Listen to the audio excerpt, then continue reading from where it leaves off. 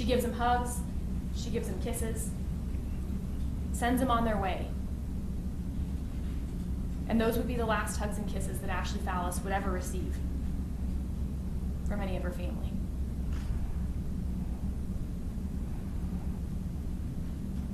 And what he'll tell you is that once Ashley Fallis was back inside that house, she came back into that master bedroom, and even by his own admission, they're in the midst of a heated argument. He's in the midst of a heated argument. Fuck your mom. Fuck your fucking mom. You don't need to go get high. He'll tell you. He said it. And other people will tell you they heard it. And in that moment, all the animosity that he has for her family is directed in one and only place, right at her.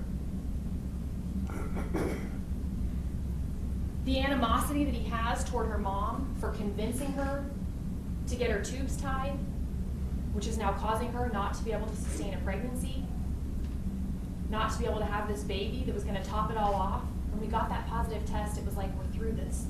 Everything is good. And in that moment, the animosity that he has toward her family for what he perceives to be their role in her decision to want to smoke marijuana that night. And he's as angry as you can imagine. And it's all directed at her. And so while Ashley Fallis is inside that master bedroom, him screaming at her about her mom, about her choices, her family leaves. They left and they drove down the street and they parked around the corner because they're worried and they're nervous. They're nervous about the man that they just left her with and the demeanor that they just observed from him.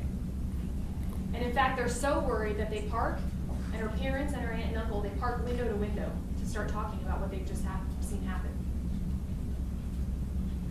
And what you're going to hear is that her mom was so worried, she actually picked up the phone and sent him a text message. Tom, just try to cool down. Don't fight. Get some sleep. I know you're concerned, and we are too, but just remember there's kids in the house.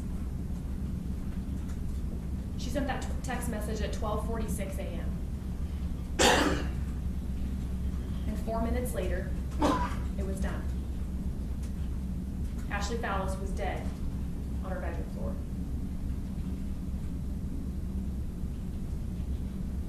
A wife, a mother,